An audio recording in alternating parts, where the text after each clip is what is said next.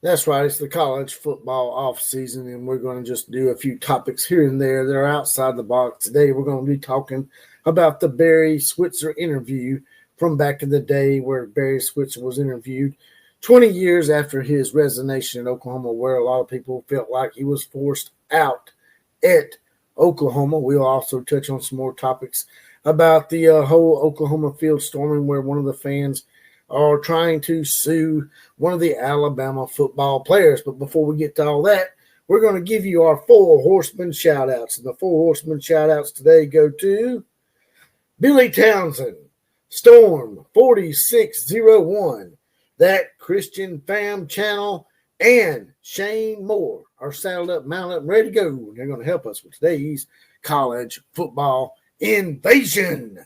Now, let's talk about it.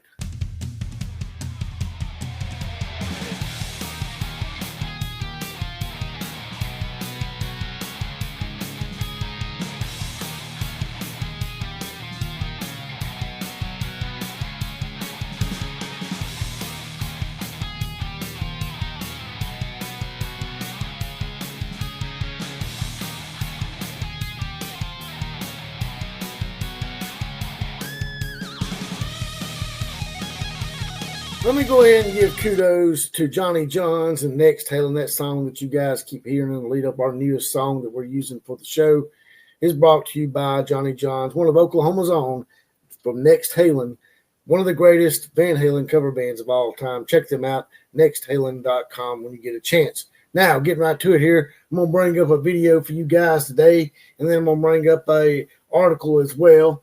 We're going to start with the Barry Switzer interview, and I'm going to break it down and give y'all my take on it and what I think about some of the things that Barry Switzer said in this interview. I like doing a lot of these old school videos from back in the day, a little nostalgia. Plus, it's just something to get us through the off season, right? Until we can get back to what we like best, and that is college football. So let's bring that to y'all right now. First of all, we'll set the record straight. I was never fired. David Swank never fired me, never asked me for my resignation, had never had any conversation regard to that. All he ever presented me was with accusations and fabrications that were false in that book that I talked about. So on the motivation I wrote the book was I didn't ever intend to write a book. It's the reason the book was ever written is what happened those last few months here. I wanted to be able to tell my side of the story. That's a good point by Barry right out of the gate. We'll stop it right here for a second. He wouldn't have had to write that book. People were like, "Oh, you're just trying to, gain some glory, gain some of the fame that you missed from days gone by and that kind of stuff." But that's not what Barry's doing here. Like Barry said, this book would have never been wrote if the shady circumstances that took place had not taken place. So Barry's spot on with that. In that meeting that night, we sat there and I heard all these allegations from the other end of the table from Ron, Dr. White, and Dr. Andy Coates and Swank. So anyway, I that's the only motivation. And I got up and walked out of the meeting when they started those lies. And I laughed and I got up and looked at it and said, I'm not going to sit around and listen to this bullshit. I'm out of here. So I walked out of the president's office, never had another conversation with him. And no region ever asked me. No. So it was my own volition that I talked to Donnie Duncan one night. And today, when a coach is fired, he sues the university and he collects all the money that for TV shows and the revenues that would have come to him under his contract, and he gets it. I didn't do that. So Barry's telling them here that, hey, I could have sued you guys, but I didn't. My love for the University of Oklahoma and their fans and the people of Oklahoma that helped put me where I was and give me the fame that I garnered, I wasn't going to taint that with a lawsuit, is what I gathered from that.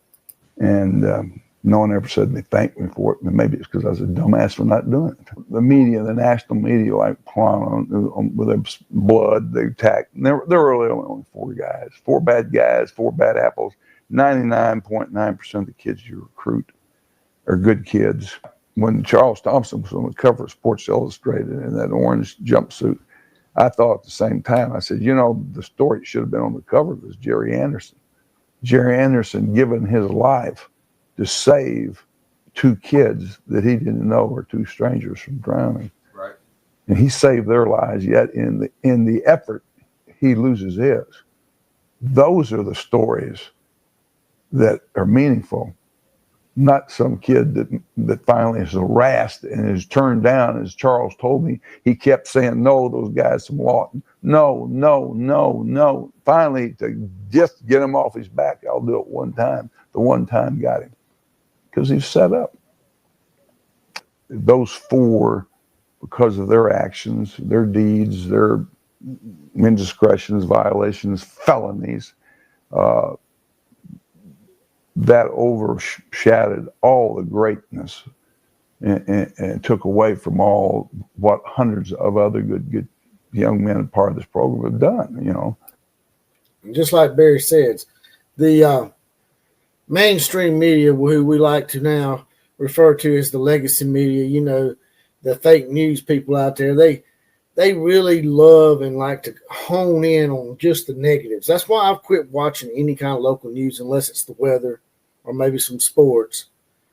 But like Barry's saying here, everything good that you do, you got 100 players on the team, right? 150 players. How many you got? You got 4 players that do something bad or 4 bad apples that do something bad. And I vaguely remember that Sports Illustrated article. It's sort of coming back to me now where it said they terrorized the campus. Not sure what took place there. Maybe you guys and gals can elaborate in the comment section. Throw it down in the comment section and let me know, all you old school Oklahoma fans, what you know about that situation that took place that Barry's speaking of. But that one guy, that football player that saved those 2 kids that he didn't even know, that wasn't made a big deal. That's why now the legacy media has finally been unmasked fully. Barry Switzer was already on it. A lot of people were already on it way before Donald Trump was.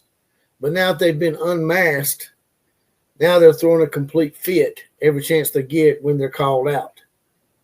But you never want to accentuate the positives. That's the problem with you legacy media people. And that's why you're all going to lose your jobs eventually. And I can't wait to see it happen.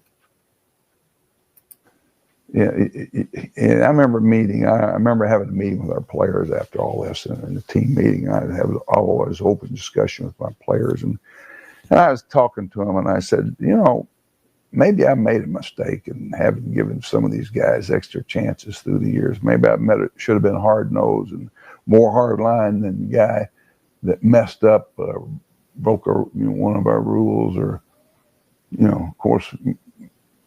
Felonies. You wouldn't think you'd have to have, as I said in my book, in your playbook, your rules. You wouldn't think you'd have to list fight, don't rape, don't shoot, don't sell dope. You wouldn't think you have to have that in there. But I remember discussing openly with them, and I said, maybe I made a mistake by giving some of these guys second chances, and I had a kid jump up in the back room and said, "No, you didn't, coach. You didn't do wrong." He says, "Thank goodness you gave him a second chance. You gave me a second chance. I took advantage of it." And what he was telling me is really, you never know and hear about the success of second chances, because those kids take advantage of it. They become a good citizen. They become a good player. They get their degree and they go on in life, and yet they're anonymous. It's the ones that don't take advantage of second chances. And but anyway, do I have any regrets? No, I mean, it happened, it's part of life. I go on, I live a good life. I've got a great life. I've done a lot since and enjoyed a lot. And there's a life outside football, as Donnie Duncan told me. He said, you'll find out there's a life outside football. And that was the great Barry Switzer, the one they call the King in Oklahoma. And the last part of that interview, basically he was saying that, the media gets onto these coaches when they give them second chances, because they say the coaches are just giving them second chances because they just want they're programmed to succeed and they don't care about the crimes they commit, and they're putting football over everything. And that's probably true in some cases. I'm not going to sit here and be naive about it. But Gene Stallings, who used to be a coach here at Alabama, basically said something along the same lines. They asked him why he allowed David Palmer, they used to call the Deuce here at Alabama, great kick returner, wide receiver at Alabama back in 1992 when we won the national championship. Why he allowed him to get back on the team after getting caught up in a DUI or something. I think it was maybe he got caught twice or something doing a DUI. And he basically told him, look, what am I going to do? Kick this guy off the team. And then what's he going to do? He's going to go out there and he ain't going to have nothing to look forward to. He's going to go out in society and maybe do something even worse, commit even worse crimes. What I'm trying to do here is, we're going to punish him, but we're also not going to go over the top and basically try to over-punish them and take something away from them that means a lot in their life and that could be a positive thing for them going forward. And David Palmer, as you know, ended up straightening up a little bit and ended up going on to the NFL. Just like Barry Switzer says, but they don't want to expound on that, see. They just want to expound on all the negative bullshit. So Barry Switzer was way ahead of the curve, way ahead of Donald Trump, even before Donald Trump knew how bad the legacy media was. The king already knew. Now, moving on from that, I got a little article I'm going to bring up for y'all. But here it is. This article is from the Tuscaloosa News. Alabama football defensive back Kirkpatrick responds to Oklahoma field storming lawsuit. An attorney representing Alabama football player Dre Kirkpatrick Jr. has filed legal response to a civil lawsuit which alleges Kirkpatrick struck an Oklahoma Sooner fan in the head during the Oklahoma field storming that followed Oklahoma's 24-3 win over the Crimson Tide in November. The plaintiff, Holden Moxley, alleges he was attempting to take a selfie photo with his phone on the field. Without provocation or warning, he was hit in the head from behind by Kirkpatrick, who was identified by his jersey number, per the lawsuit. Moxley went to the hospital and was diagnosed with a concussion. Well, I'm not just saying this because I like Alabama. I'm saying this because I've never been a big fan. I mean, sure, it's a grand thing to watch. It's a spectacle to watch people charge the field and celebrate their teams win and take over the field and tear the goalpost down. Back in the day, I thought it was a great thing. But as time has went on, you learn that some things that look great aren't so great. People get stomped on. People get trampled. Players get harassed. Coaches get harassed, possibly injured. Dre Kirkpatrick was probably amongst thousands and thousands of Oklahoma fans, and he's an Alabama football player. This guy runs up with a phone, supposedly trying to do a selfie. Maybe Kirkpatrick thinks he's harassing him, trying to take a picture of him in his sorrow, and maybe loses his temper a little bit and, does what he does. My thing is, I don't feel sorry for anybody that goes on a football field and gets hurt. If you go out there and you run your ass on that football field with them damn players that are pretty strong and athletically gifted and probably hurt just about any common man out there, that's on you. Don't go out on the football field. Don't run your ass out there and damage the football field, tear up your own shit just to celebrate a football win. You can leave the stadium, go with your friends somewhere to a bar, do a toast, yell your freaking lungs out, and celebrate without taking your ass on the field and putting people in danger. So y'all might have a different take on that, but that's my take on it. And that's all I got to say about that. Like, share, comment, and subscribe to this channel. That's the big four, and they're all absolutely free.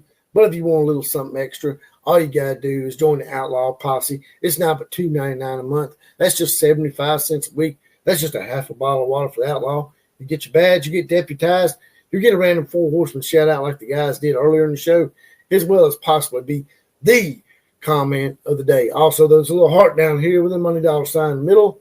If you want to smash that, make a one-time donation to the program. That'll be helpful as well. KMCA to all the other teams. Class is now officially dismissed.